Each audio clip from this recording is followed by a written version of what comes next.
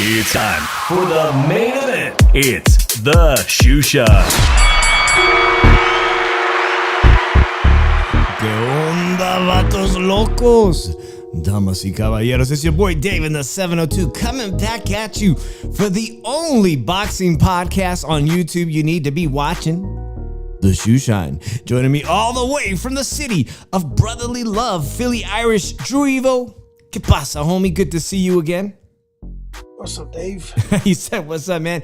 Hey, man, I felt bad taking Monday off. I know you had an issue, and I was getting over that nasty flu. I'm much better, guys. I know, Drew, you said it's kind of lingering. A lot of people out here in Las Vegas are sick for sure, but you got some big news, man. You got a dog? Yeah. Drew got a dog. Y'all know dogs are great for the family, man. They definitely take a lot of stress out of the family, so I'm excited about that. Maybe your dog will make an appearance on the Shoe Shine. If my dog is to walk in, my dog is 17 years old, guys, so shout out to my little dog. If she does walk in here, I'll definitely put her on camera before it's too late. That being said, what a fantastic fight card on Saturday. I had a great time watching it, Drew. We're going to review that, and we're going to get into some Tank Davis shenanigans. And thank you to all of those that are tuning in live. Make sure you let us know you're here. Shout out to Wile E. Coyote first in the chat. Appreciate you being here as always, homie.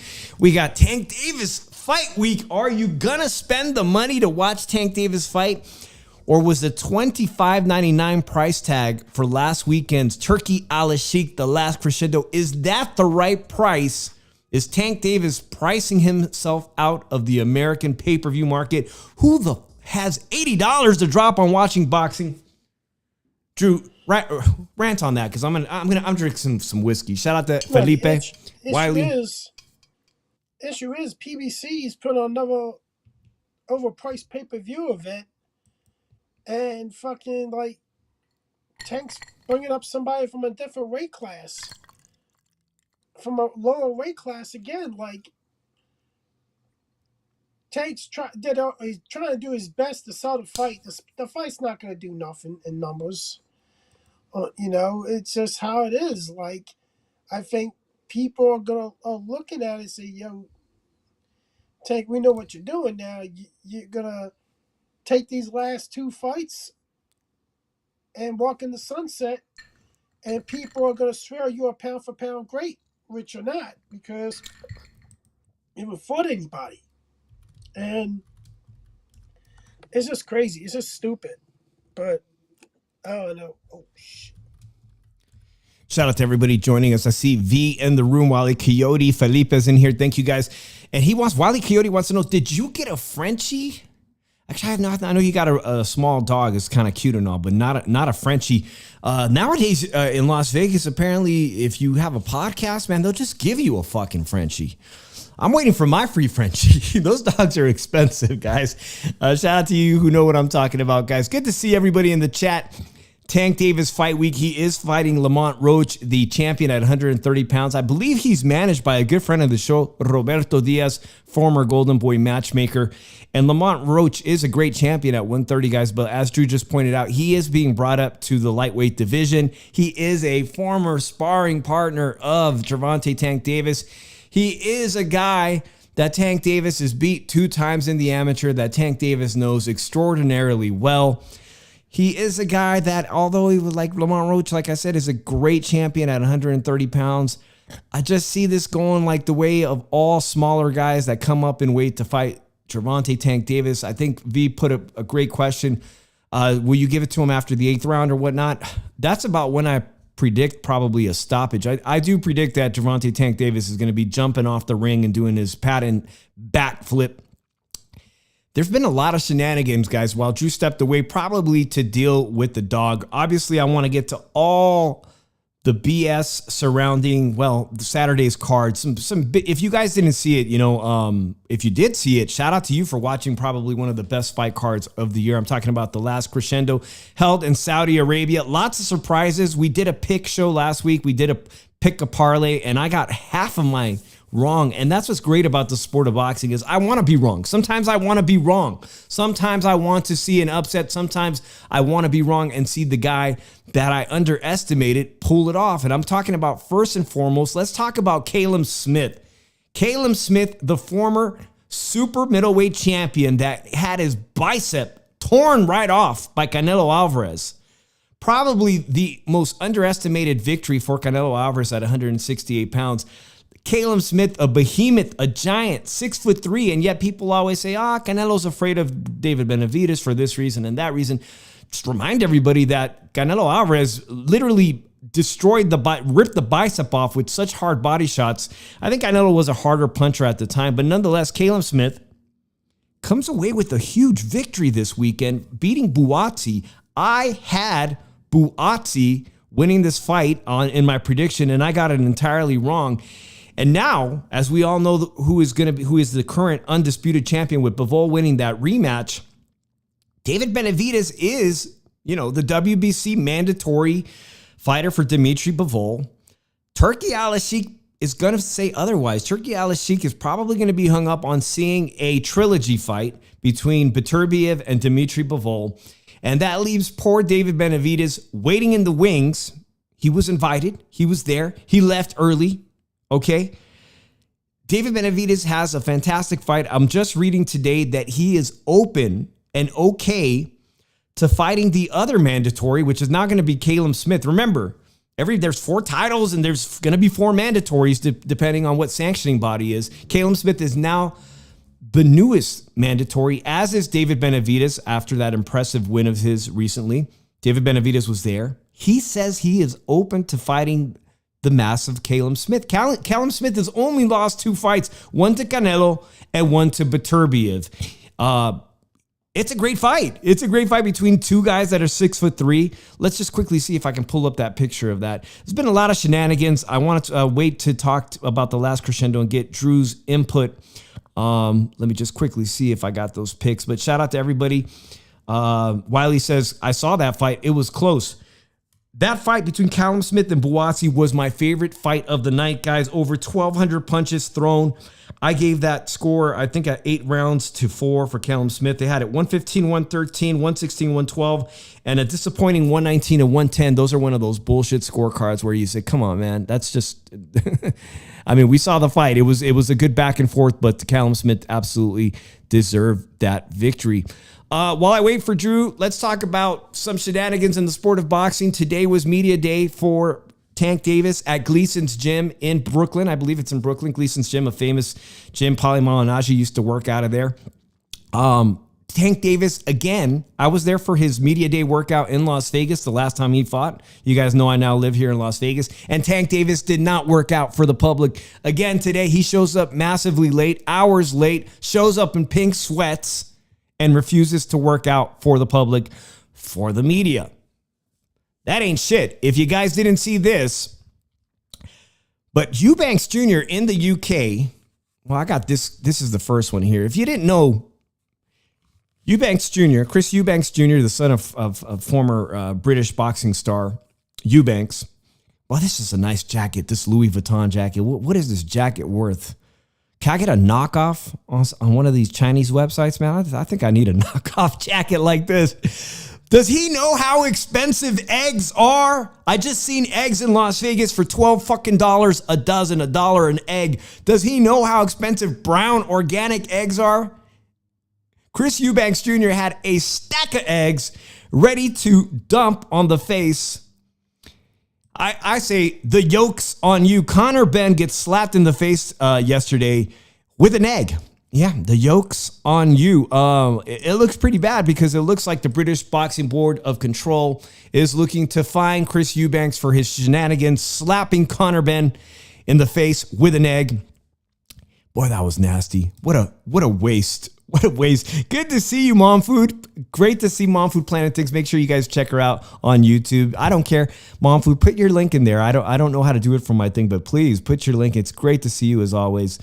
We're talking about, obviously, Conor Benn in a press conference here. He got his face slapped, gets slapped in front of everybody with an egg. The yoke's on you. Is that the biggest shenanigans bullshit I've seen today, or is it Turki Alalshikh?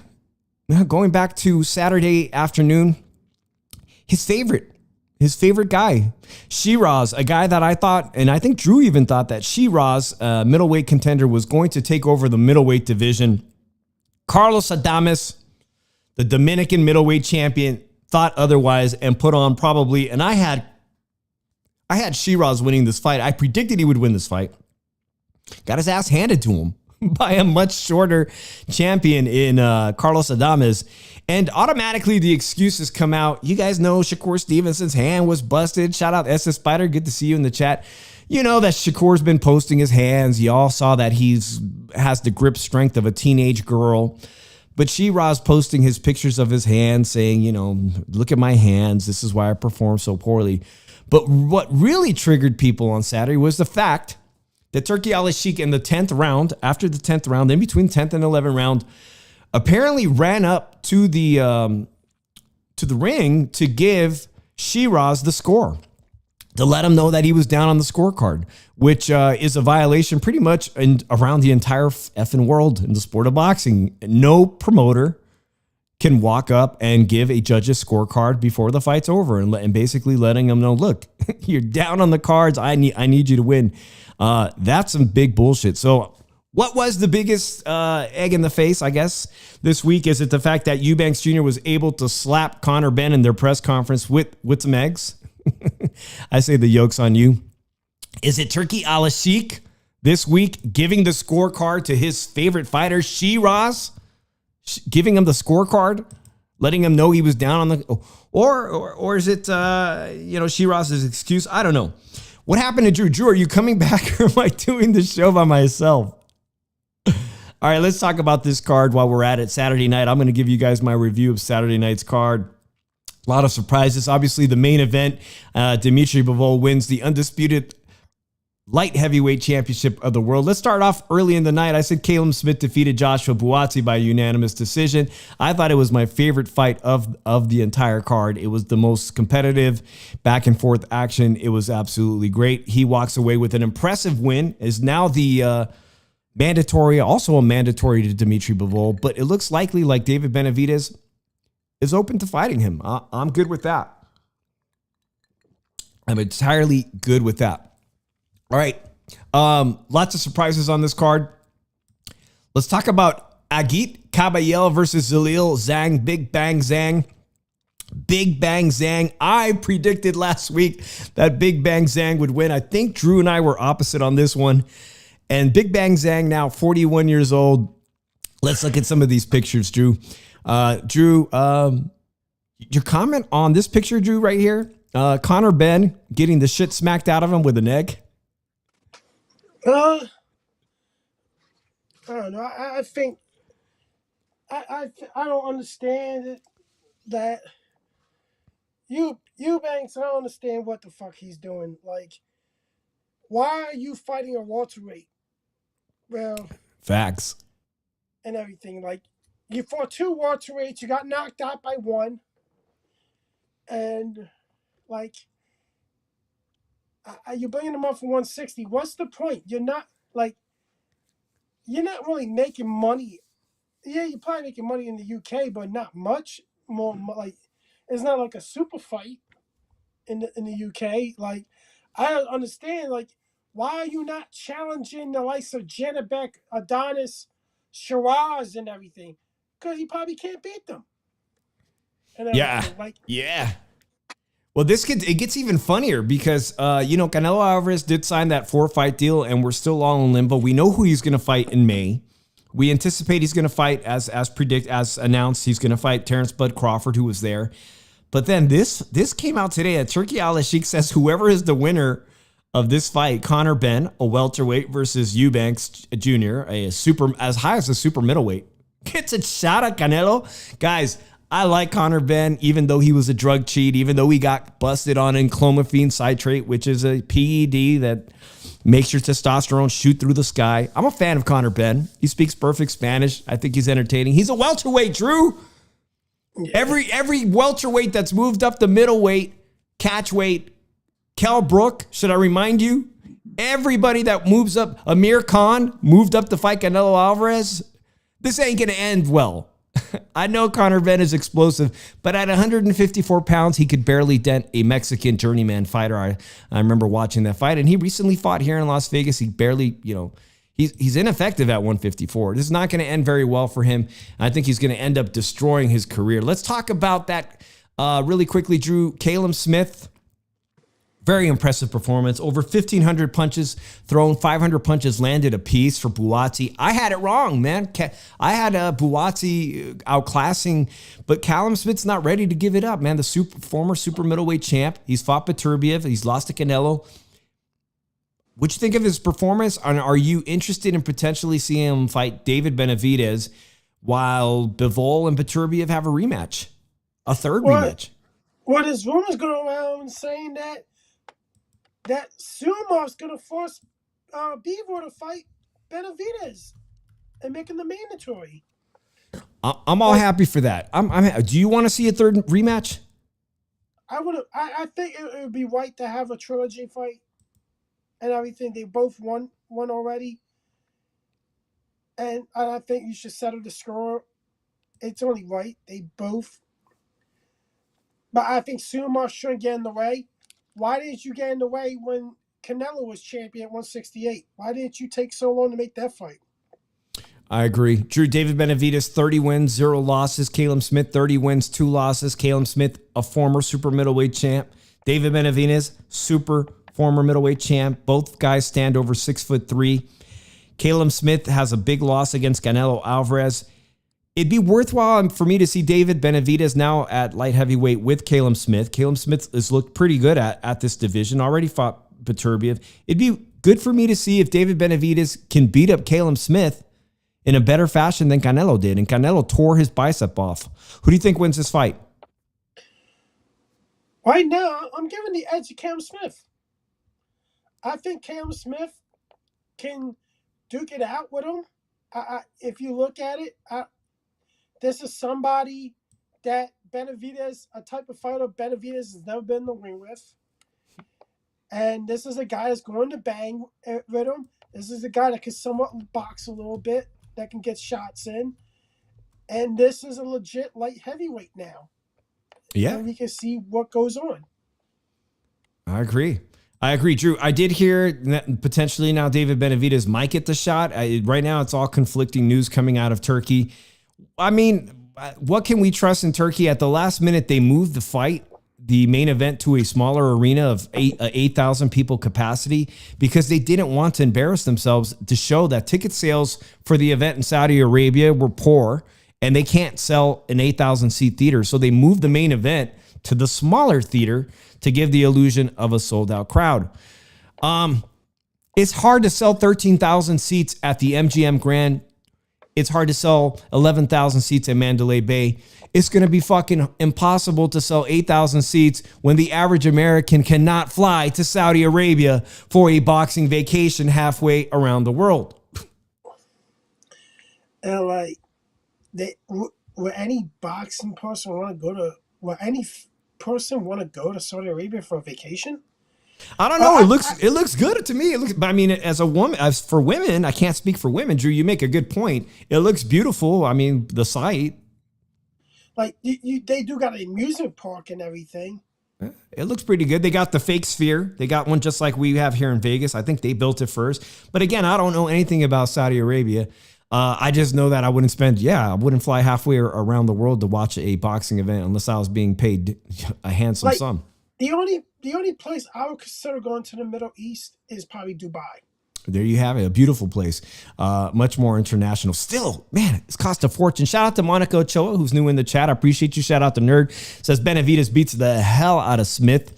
All right, Drew, let's talk about this first heavyweight clash that I underestimated, Agit Kabayel. We had someone in the chat a couple weeks ago who was a big fan of Agit Kabayel. They said, shame on you for not talking more about Agit Kabayel. Well, I think he's proved to everybody now that he's a serious contender in the heavyweight division, Drew, dropping the likes of Big Bang Zhang.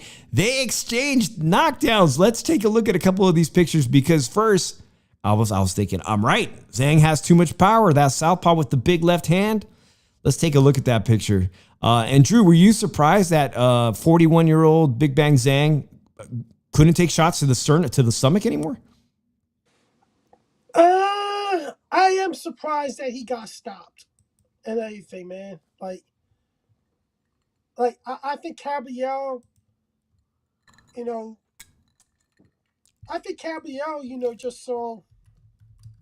just saw a weakness there, and he capitalized. I think Caballero is tell you the truth, Caballero is a future champion in this division. Really? Caballero is going to be a heavyweight champion. Yeah, he's made a real splash for himself in the Saudi Arabian cards and now beating such a big, massive, super heavyweight in 41-year-old Big Bang Zhang. It just leads to the question, the other great heavyweight fight on this card, Joseph Parker was in line to fight Dubois for his IBF title. Now people are talking about, man, and Parker doesn't bow down from anybody, a former champion. How about Caballel versus Joseph Parker? Here's the thing. It's a great fight. I really see that if we're going to look at it and where's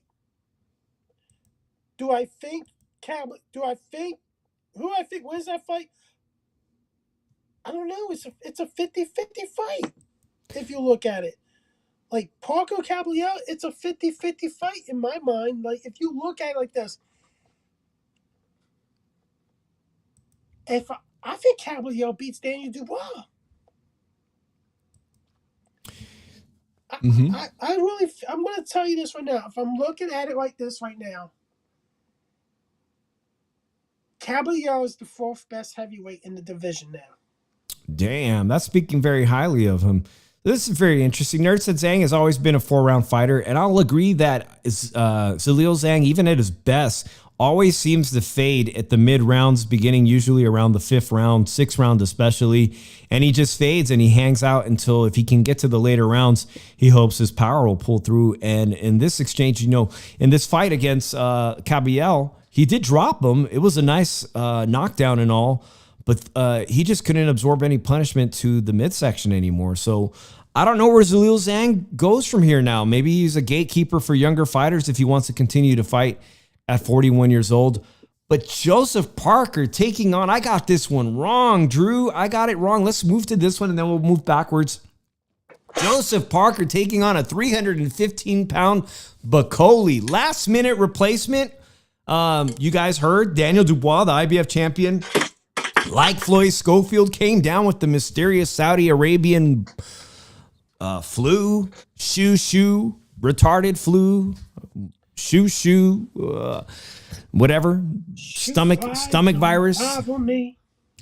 Anyways, Dubois wasn't able to defend his title, and Bacoli comes in at the last minute. And I thought for sure that the massive Bacoli, who beat the crap out of Jared Anderson in Los Angeles just months back, destroyed the young American heavyweight's career, Jared Anderson. I thought Bacoli was going to be able to hang with Parker, and bro, he was not in shape. He wasn't ready to take this fight. But shout out to Bacoli for taking the fight. And Drew, you were right on this one. Here's the thing. I didn't think too highly of Anderson after that. It just really just didn't show, didn't really show much Anderson, what he really is right now and why, soft touches. But if we look at it, Parker, if I could have a two-way tie for fourth best heavyweight, it's him and Caballero. But I'll tell you this right now. There's no way in hell that Joseph Parker should not get the next shot at Daniel Dubois. Really? I think he needs to get his title match with Daniel Dubois before he fights Usyk. Because if you look at it, I talked about this on Maestro's show with him and Joe Beeb. Shout out to them. And they asked me, do I think it's like suspicious a little bit that he fell out sick? And B has a good point that he might have done it. And I look at it as in like bigger payday. Because Joseph Parker's a big risk. Oh, he is. He is. I think Parker was going to win that fight. Let's remind everybody, Joseph Parker on the left, guys, is a former champion who did he lose his title to initially? He beat AJ. Anthony Joshua. And I thought he beat AJ in that fight. Yeah, very close fight. Even I remember when the Mexican heavyweight went down to Australia and gave him a pretty good fight. Joseph Parker also beat him in that one. I really think that if Daniel Dubois does not defend his title against Joseph Parker next, I think we can call it that he probably may have ducked Joseph Parker and got out of it. You giving me some food for thought. Absolutely, Drew. Let's move on to the next fight, which to me had bullshit all over it, Drew. This one is Carlos Adames, the 160-pound middleweight champion, taking on what I thought was the future of the middleweight division. I even thought that this guy, Shiraz, could potentially clean out the weak middleweight division. Boy, was I wrong, and boy, did Carlos Adames put on the best fight of his career in beating a very tall, slick fighter in Shiraz. It was a draw. Exactly. That's why I titled this picture, Draw What the All right, guys, this scorecard was ridiculous. By the way, Drew, I talked about it, but Turki Alalshikh, he's not facing any type of potential fine, suspension, or anything. He's the fucking promoter. And everybody, including the British Board of Control, have said that what he did was illegal in running up to Shiraz after the 10th round and letting Shiraz know the score of the fight and that he was down and that he needed to do something big. Your thoughts on Turki Alalshikh running ringside to announce the scorecard? I think he needs to be fine. There has to be something. But an apology at the very least. Hey, I know you like Shiraz, but he lost. Of interest, exactly. And he could, and I think Turki Alalshikh needs to apologize to Carlos Adames. And because here's the thing, I had at 7-5 Carlos Adames. Okay, yeah. I thought Carlos Adames won this fight.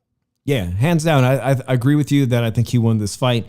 The draw was, to me, was some major home cooking bullshit. Yeah, I think it was home cooking too, but I look at it like this: there needs to be should there be a rematch? Tell you the truth, Adonis is the champion. If he doesn't want to rematch him, I don't blame him.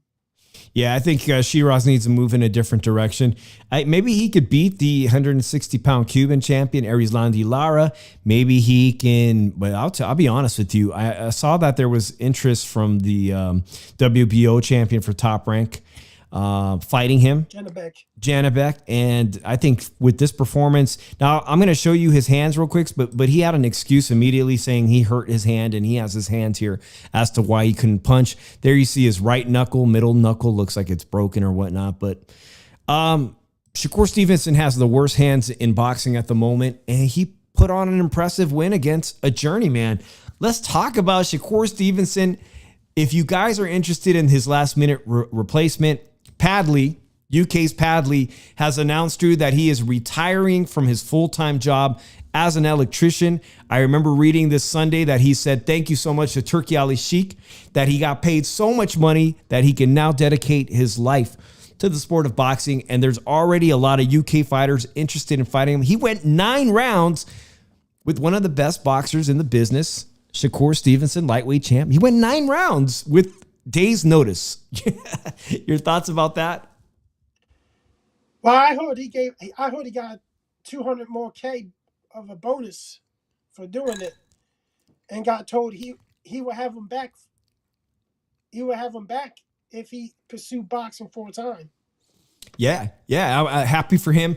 It reminds me of the story we talked about Peter Manfredo, who was on the TV show The Contender, when he was a full-time electrician, went to the Contender TV show, and next thing you know, he was fighting in the UK for a world title. Reminds me of that. It's a good story. Nonetheless, he filled in the role. He came in at last minute like Boli, and he went 9 rounds, and now he gets to retire from his full-time job and just focus on boxing. Drew, it's fight week for Tank Davis, and now it's time to talk about really quickly, not just Tank Davis, but because Shakur won, because he stopped somebody, yes, a club fighter, a glorified part-time boxer. Naturally, this week we're going to be asking questions. People all around are asking, what about Shakur Stevenson actually getting a fight with Tank Davis? They are both champions in the same division. Tank Davis has expressed this week in media work, all the press conferences, interviews, he's expressed that he wants to fight 3 times this year. Do you see conceivable that Turki Alalshikh can get Gervonta Tank Davis to agree to fight Shakur Stevenson? No. Nope. No. Tank is not going to go and fight somebody that's a threat to him. So you think he's a threat? Now, it's crazy because I just saw a comment. Shout out to Pat Connors. If you watch this on the replay, someone by the name of Pat Connors, I think they're from the Finney gang, left us a comment. He said he thinks Shakur might win. I think he's been referencing to this one here already. That was a pretty impressive performance by Shakur. His hands are brittle. I don't think he can stop Shakur, but... I'm going to tell you this right now. Tank Davis will stop Shakur in 9 rounds. You think he touches him? He catches him. Tank will stop Shakur Stevenson inside 9 rounds. Shakur Stevenson needs a cash-out fight because his hands are not going to hold up. Yeah. I think his career is going to be very short-lived, and as he goes up to 140 pounds, I think defensively, speed-wise, he has the talent to go up another division, maybe even end his career at the welterweight. But man, if Shakur can't get his hands, his mentor, Floyd Mayweather and other people have had these type of hand injuries throughout their careers. But if he can't get all those injuries on his hands under control with the right program, I just don't think he has a long career in boxing. I'm going to agree with you, Drew. He can't, if the power isn't going to move up to 140, then what's the point? You're going to win all your fights by decision at this point moving forward. He ain't going to be able to because they're going to know he has no power, and they're going to be able to go and pressure him and push him away and cut the ring off and get shots. Yeah, Darius says facts, Drew. Like, you got to look at it like this. Like, Paulie Malignaggi, in his whole career, 6 knockouts out of 36, 37 fights. Yeah, 7. I think 7 knockouts maybe. Pretty bad. No, actually, he had 42 fights because he went. I think he was 40. I think it was 34-7 at the end of his career, and fucking he could not do anything to hurt you, and to keep somebody off of him. So what you do is you pressure the guy that has no power, cut the ring off, take his shots, and give him 5 and give him 3 of yours. So eventually he gives in. I agree with you. Well, you know who was in attendance, Drew? The champion that is going to be fighting Canelo Alvarez in September. Shout out to Terrence Bud Crawford. He was in attendance there to support his boy Shakur Stevenson.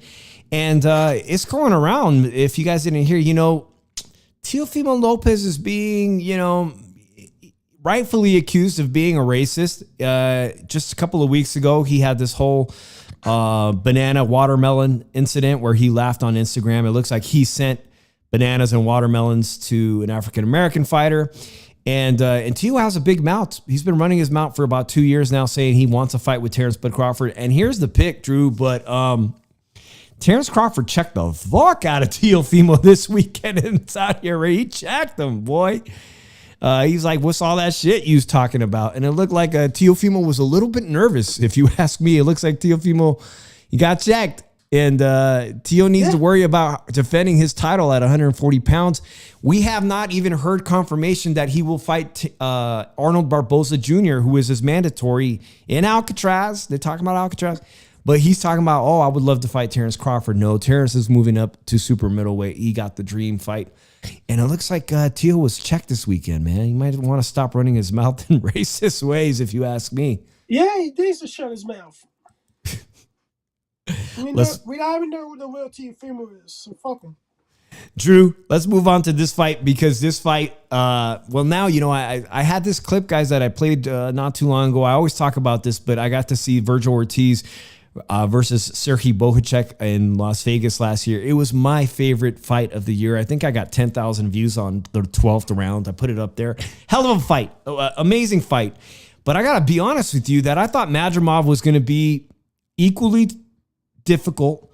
But these two have a lot of sparring in between them. Vergil Ortiz expressed that in all the sparring sessions, Madrimov came up on the short end. In his words, kind of took a beating from him. And while Madrimov, I thought, was off to a good start with his movement and all that, I think Vergil Ortiz ended up winning this fight decisively. And even you could see how hesitant that Madrimov was to exchange in the later parts of this fight. Let's look at some of these statistics here.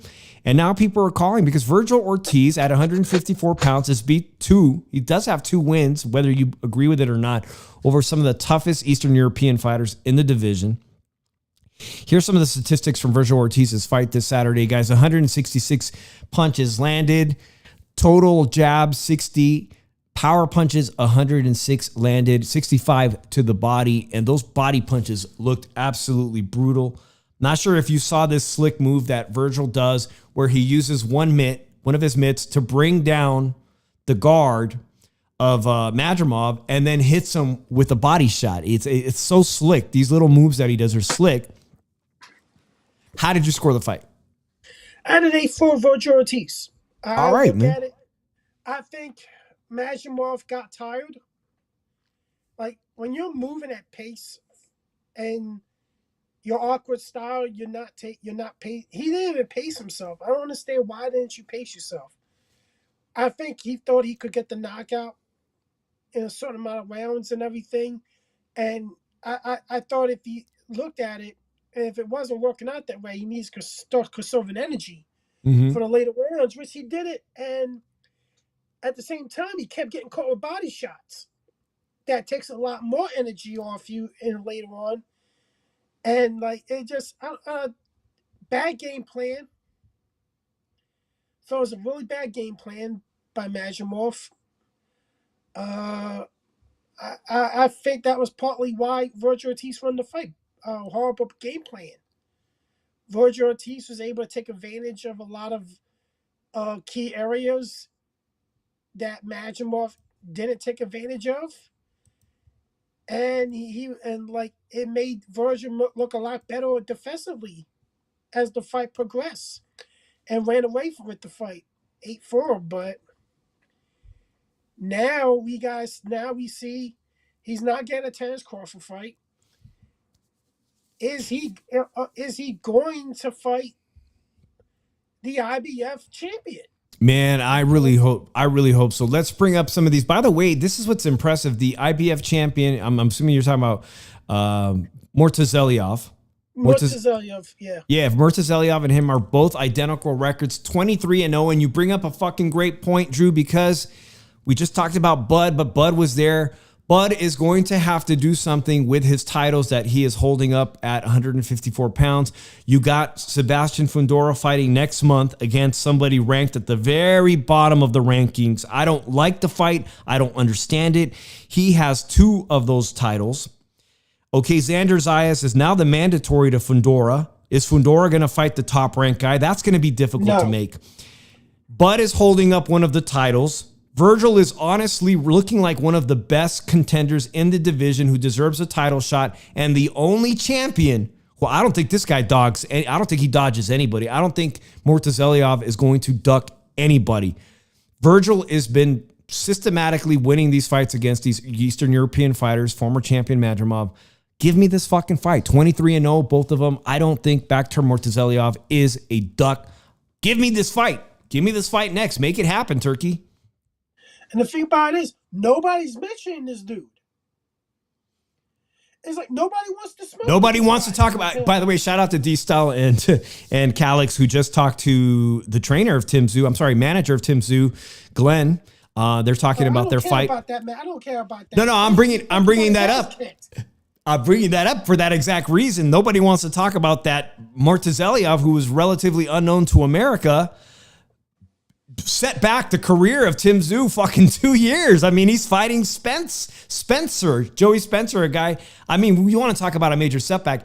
Murtazaliev is dangerous, but we only know against certain types of fighters. We don't know if Fundora destroyed. I mean, we don't know why Tim Tszyu fell off so hard. Was it the fact that he had this brutal fight against Fundora? Was it the fact that his skill set was overrated and that an Eastern European fighter saw those weaknesses and exposed them? The fact is, Murtazaliev is a dangerous fighter. Nerd says, tough fight, but I got Vergil knocking out Murtazaliev. Just give me the fight. Let's see how it plays out. And let's see what happens with that vacated belt when they force Terrence Bud Crawford. You know he's not coming back down. You know, he ain't coming back down. He'll probably go down to 160. After the Canelo fight? Yeah, I can see him going to 160. I could see him fighting Arizlan de Lara for a belt. If he comes up unvictorious against Canelo, which most of you probably will agree that he's not going to win that fight, come back down and win one more world title before sailing off into the distance. But Vergil Ortiz, one of the more impressive victories this weekend. In my opinion, we talked about the Carlos Adames fight, Shakur Stevenson. That only leaves us to the main event, which I have my little scorecard right here. Actually, I was like, damn, I got to score it. All right, there it is right there. There's my little columns. Had that fight 8-4 for Dimitri Bivol in the rematch. I watched this fight twice. Okay. I could not get off 8-4 Dimitri's Bivol. Perfect, man. We scored it identical.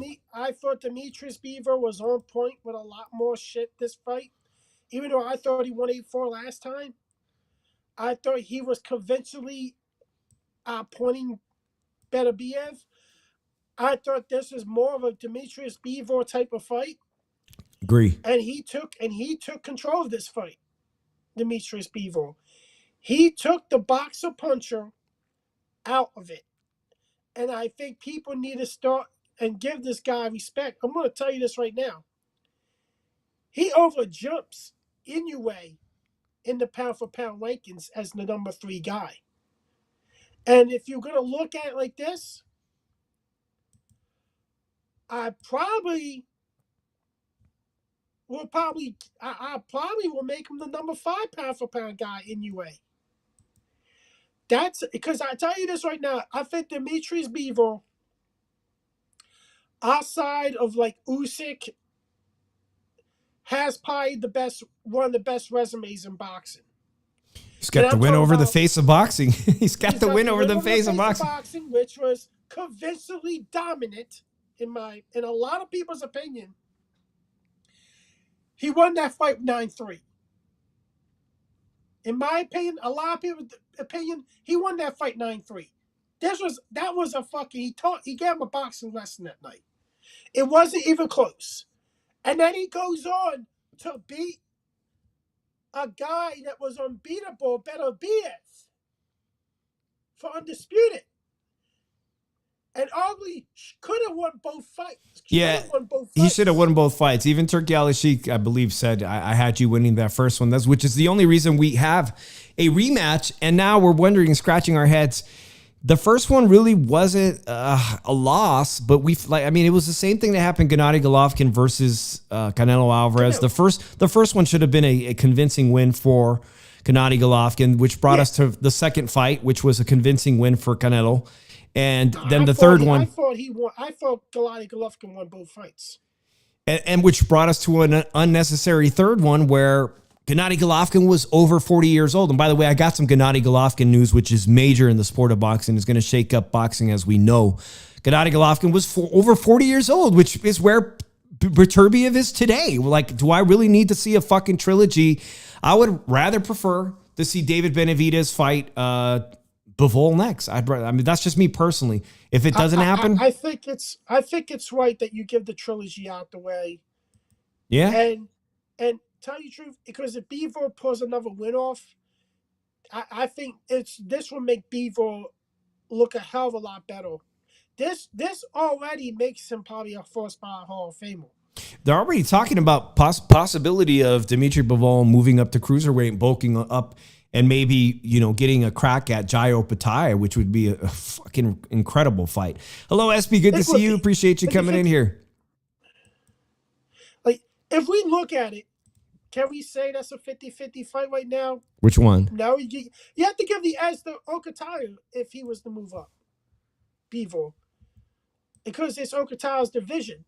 But if Bivol was an established cruiserweight, that's a 50-50 fight. Yeah, you got to give the guy an opportunity to acclimate. In fact, all great champions, including Andre Ward, got acclimated to the weight classes before taking on a title challenge like that. I am happy with the Dimitri Bivol fighting David Benavidez next. Whatever. I'm apathetic. I could really care less about a trilogy, but if that's what they're going to do, then give me David Benavidez versus Caleb Smith next, and I'll be chill. David Benavidez seems open to the idea. That's the entire card. I'm just going to ask you, do you know how many of the fights you predicted correctly? Because I got at least I got Zhang wrong. I thought Zhang would win. I got Adames wrong. Adames came away with the win. I got at least 3 of these wrong. I got the Kabayev right. I got the Barazzi fight wrong. I thought Shiraz is going to knock out Adonis. That didn't happen. Shakur, I said, was going to get a decision, but it winds up being a stoppage. Mm-hmm. And I predicted Bivol to win. Yeah, I'm good with that. Where you stepped away from the ring, when you stepped away from the mic, Drew, I was just saying, you know what? I'm good with getting fights wrong, man. This is the theater of the unexpected. I want to be wrong. I want to see somebody pull off the upset every now and then. It's what makes the sport great, is that somebody rises to the occasion and does something great. Now, I just mentioned Gennady Golovkin, Drew. There was a lot of controversy with the Olympics. The last Olympics had a intersex athlete that won a medal, she won a medal. She's intersex, meaning she was born with male genitalia. The Olympic committee that is responsible for that allowed that, they got the kick. They got kicked out. They're gone. They are gone. Boxing, the new organization that was going to be responsible for international amateur boxing going into the Olympics, is now going to be headed by Gennady Golovkin, the chair for the World Boxing Olympic Commission. World Boxing is taking over and is now going to be responsible for setting up everything. The prior people who were responsible for allowing an intersex female athlete to compete against real 100% biological women, they've gotten the fucking axe. This is really good news because from all indications, Drew, there was a lot of corruption with the prior group. Well, here's a question. Does that make Gennady Golovkin officially retired? Oh yeah, this is his new gig, man. He is the chair, I guess, the chair of the World Boxing Olympic Commission. He's in charge, man. Hopefully he'll bring some integrity and we won't see any funny shenanigans. I think, with Trump and presidency now, I really don't think we're going to be seeing any more intersex athletes competing against women. Hopefully in the Olympics. It just wasn't right, in my opinion. My humble opinion, guys. Let me know what you guys think in the comment section. But Gennady Golovkin, back in the limelight, trying to make the sport of boxing great. And, I think he had over 400 amateur fights. He was an incredible amateur boxer. This brings us, Drew, to the main event this Saturday night. Wile E. Coyote, that's nobody funny. Gives a fuck about. $79.99. Ouch. Yeah, I really don't give a fuck about it now. $79.99. 2 Baltimore fighters. Lamont Roach, 130-pound fighter. I like Lamont, man. I like him not. And today, I don't know if you saw the media day workout, but Tank Davis showed up hours late in pink sweats and refused I mean, he looked like he rolled out of bed. He refused to put on a public workout. I mean, that's what it's for. The media is there to interview you and check you out. See how you're looking for Saturday night. You got to sell the fight, $79.99. Excuse me, and he refused to work out. That being said, let's look at this card. Let's look at some of the odds, Drew. There are some interesting fights on this card. Let's look at here. I got the odds here. Let's see here.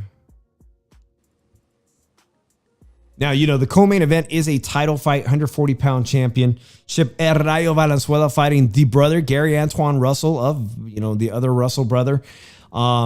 He's only got one loss. This is going to be an interesting co-main event, Drew. Rayo coming off the biggest win of his life, upsetting Pitbull Cruz and taking his title. But we also have a really, really interesting fight that I think if you like slick boxers, but we have another 140-pound title fight. We've got two of them. We've got two of them on the card. I'm trying to find, why can't I think of these guys, Drew? My bad, guys. Hold on with me. Speaking of former boxers that are great, I just see Jarrett Hurd is also on the card versus Johan Gonzalez, who was stopped by Jesus Ramos Jr. recently. Jarrett Hurd, Philadelphia fighter on the card. You got J-Rock Williams, former 154-pound champion, on the card. You got Javier Fortuna, who fought, I mean, these guys aren't probably that interesting to you guys, but Alberto Puello, there we are. Sandor Martin, who should have got the nod against Teofimo Lopez, slick southpaw versus Alberto Puello.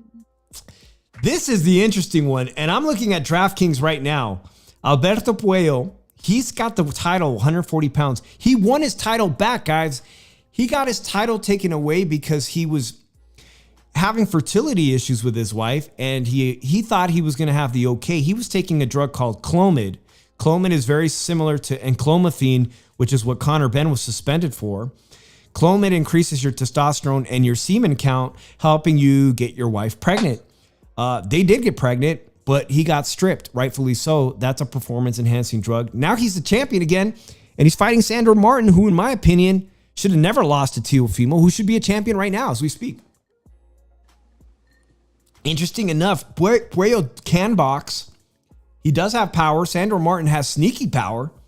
Alberto Puello, a negative 130 favorite versus Sandor Martin. I'm feeling upset. I'm feeling Sandor Martin's winning this fight. That's a plus 105, guys. That's a very interesting one to pick there. Sandor Martin versus Alberto Puello for the 140-pound title. There are 240-pound title matches this Saturday. That is not an interim title, if I'm reading this correct. Let's look at it like this. I'm going to... What the fuck is this shit? I'm going to have a parlay in place. Oh, shit. What the fuck?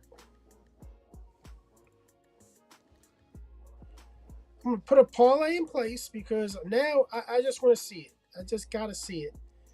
Let me see. So we got boxing. Oh, yeah. DraftKings, by the way. Yeah, I'm looking at DraftKings right now. So, so we go to Joe Joyce is fighting. Yeah, Joe Joyce is fighting. There's some interesting cards. Here's another one, guys, if you guys are interested in some. But Matias, the guy that I think Teofimo also ducked, that's a little too late. He no longer holds the title.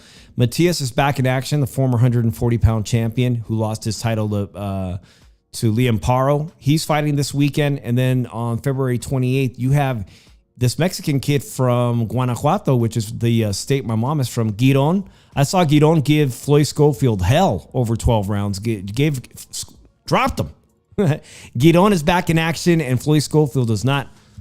While you do that parlay, Drew, Floyd Schofield and his team, again, with some crazy shit, coming out today and saying that they were under threat of arrest. I'm not surprised. I mean, if you make up fucking crazy shit, this is not a free speech country, Saudi Arabia. If you talk against them badly, yeah, you should expect to be dragged off into a jail cell.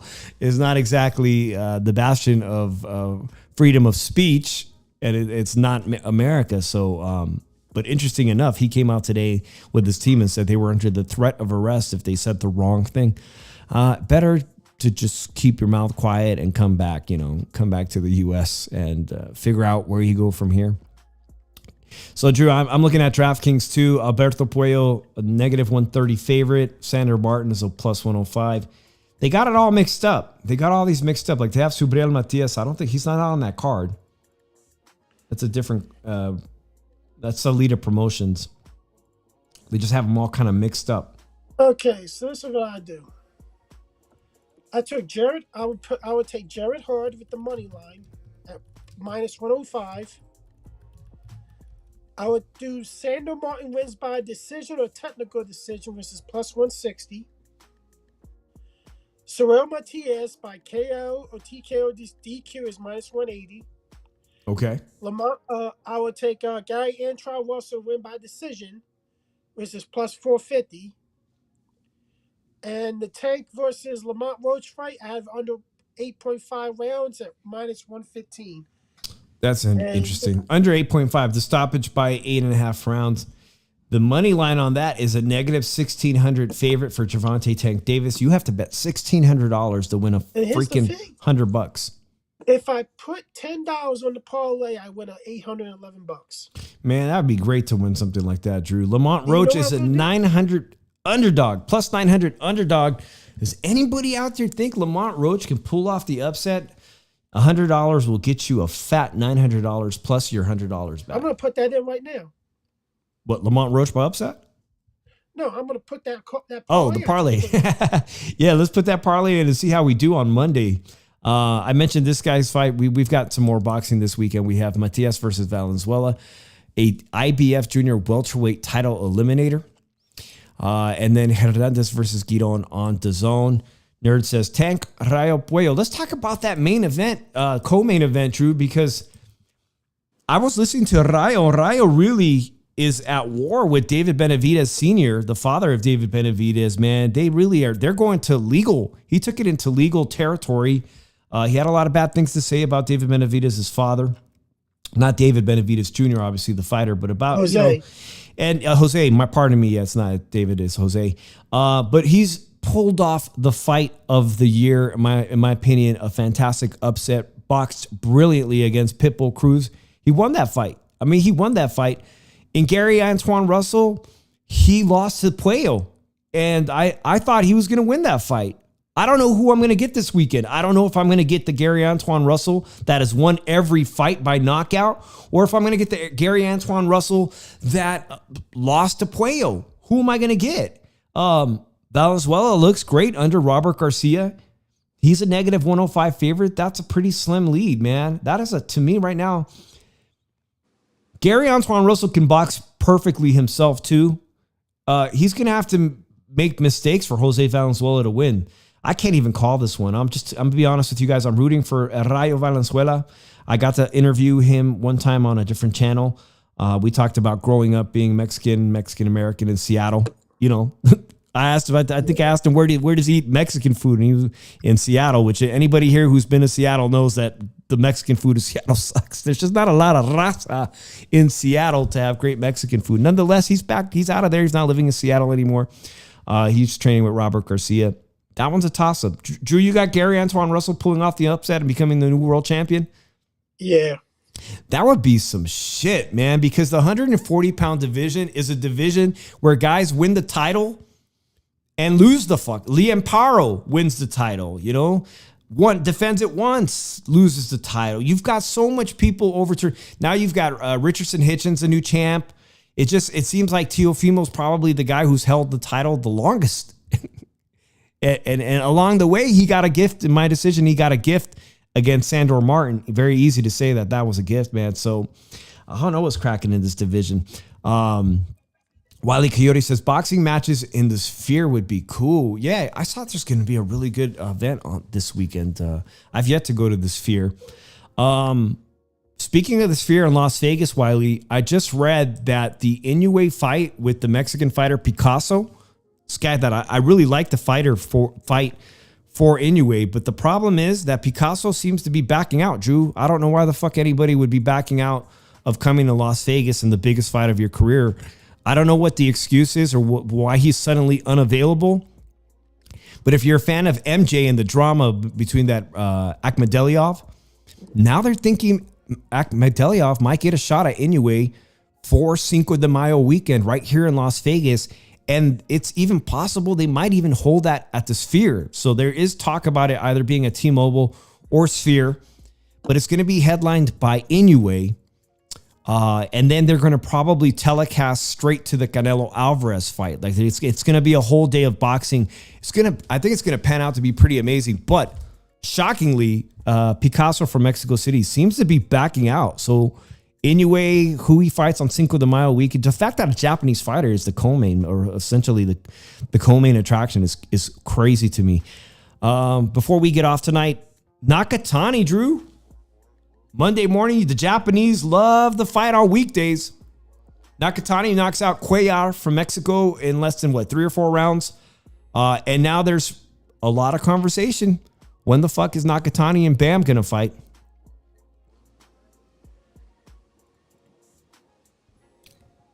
You like that fight? Yeah, I think Nakatani wins. Yeah, Nakatani comes away again with another victory. You know, he trains here in California, guys. Bam, obviously a Robert Garcia fighter. This is the fight everybody wants to see at 118 when Bam is ready. I guess it would call for Bam to move up in weight. Bam is potentially also going to be in talks to fight this Argentinian fighter Martinez from Argentina, who holds one of the titles. But I hope we get this fight by the end of the year before Nakatani moves up. Man, it's going to be a good weekend for boxing again. I liked being home Saturday afternoon and then leaving, because out here in Vegas, Drew, I was done watching boxing at 3 o'clock. I got to go out and enjoy a Saturday night. And it's crazy. It's nice right now in Vegas. It's spring. It's a little bit windy, but it ain't hot and it ain't cold. And so I'm just planning on being home on Saturday night, man. Tank Davis Fight Week. Let me know what you guys think. Can we get the 30 likes? Drop it in the chat or in my comment section. Let me know your predictions for this weekend. Tank Davis by KO, Tank Davis by decision. Upset. Does Rayo Valenzuela hold on to his title? Nerd says, the conversation when will Nakatani versus Inoue happen? Bam is taking care of his weight class. Yeah, I mean, that is Bam has expressed he wants to clear out his division, which is why I hope we get this Nakatani fight versus Bam before Nakatani decides to move up to 122 pounds. So that's all we got for tonight, Drew. When are you going to bring the dog on? He ain't coming on. He ain't coming on the show? You guys don't deserve to see the dog. Well, shit, maybe I can convince Drew to put the dog on Monday. Any final thoughts, man, on this past weekend or this coming up weekend? You think Tank continues to fight? Like he said, he's talking about 3 fights this year. At this point, I don't even care what the fuck Tank does. I mean, it's not rocket science. It's not an official scientific poll. But if you guys are still watching this, let me know. Fire Stick, or are you paying for the $79 pay-per-view? Or are you going to watch it at a bar or watch it with your homies? Because Tank, that is, and for PBC, that is an expensive price tag. I mean, I might be going out that night. Honestly, compared to with that $25 to watch the Turki Alalshikh fight, that's some fucking steep pricing for Amazon pay-per-view. It's steep, guys. It's steep. All right, man. I'm Dave in the 702 Shoe Shine Boxing. We'll be back on next Monday. Maybe I can squeeze on some content this week. I hope, guys. I apologize for being off Monday. I don't think we'll be doing a show tomorrow. Until next week, man. Peace out, everybody. Peace, Drew.